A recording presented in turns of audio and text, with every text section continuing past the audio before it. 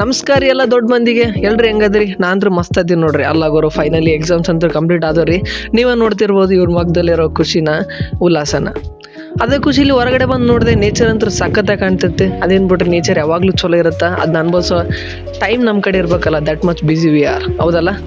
ನಾ ಆವಾಗಲೇ ಹೇಳ್ತಿದ್ದಂಗೆ ಈ ಅಗ್ರಿಕಲ್ಚರ್ ಎಕ್ಸಾಮ್ಸ್ ಅಂತೂ ಮೆಂಟಲ್ ಹೆಲ್ತ್ ಮೇಲೆ ಜಾಸ್ತಿನೇ ಎಫೆಕ್ಟ್ ಮಾಡ್ತಾ ನೋಡ್ರಿ. ಅದಕ್ಕಂದ್ರೆ ನೀವು 100-300 ಪೇಜಸ್ನ ಒಂದೇ ದಿನದಾಗ ಕಂಪ್ಲೀಟ್ ಮಾಡಬೇಕು. 400-500 ಸ್ಲೈಡ್ಸ್ನ ಒಂದೇ ನೈಟ್ ಒಳಗೆ ಕಂಪ್ಲೀಟ್ ಮಾಡ್ಬೇಕು.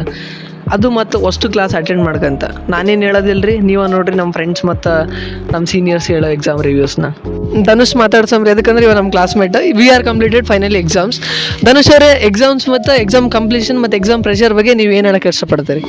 ಅಂದರೆ ಒಂದೇನಂದ್ರೆ ಕಂಟಿನ್ಯೂಸ್ ಎಕ್ಸಾಮ್ ಬರಿತೀವಲ್ಲ, ಕಂಟಿನ್ಯೂ ನಿದ್ದೆ ಕಟ್ಟಬೇಕಾಗ್ತದೆ. ಇವತ್ತು ಫೈನಲಿ ಎಕ್ಸಾಮ್ ಮುಗಿದೈತೆ ಅಂದಮೇಲೆ ಒಳ್ಳೆ ನಿದ್ದೆ ಮಾಡ್ತೀನಿ ಅನ್ಸತ್ತೈತಿ.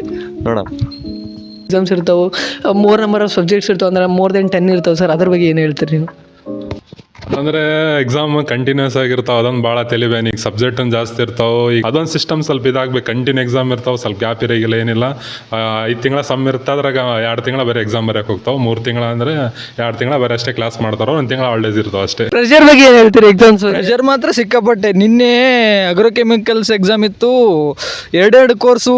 ಅಪ್ಪ ನೈಟೆಲ್ಲ ಎದ್ದು ಓದಿವಿ. ಪೇಪರ್ ನೋಡಿದ್ರೆ ಈಸಿ ಬಂತು, ಎಕ್ಸಾಮ್ ಚೆನ್ನಾಗೈತೆ ಅಂತಿಂತ. ಥ್ಯಾಂಕ್ಸ್. ಮೊದಲನೇದಾಗಿ ಹೇಳ್ಬೇಕಾದ್ರೆ ಮೆಂಟಲ್ ಹೆಲ್ತ್ಕಿಂತ ಜಾಸ್ತಿ ಪ್ರೆಷರ್ ಜಾಸ್ತಿ ಇರುತ್ತೆ. ನಾವು ಒಂದೇ ದಿನದಲ್ಲಿ ಕಂಪ್ಲೀಟ್ ಮಾಡ್ಬೇಕು ಸಿಲೆಬಸ್, ಅದು first of all. Everybody feel a pressure before and after exam, but I feel pressure only while writing during the exam. After exam, my thoughts are to sleep or want to watch a movie.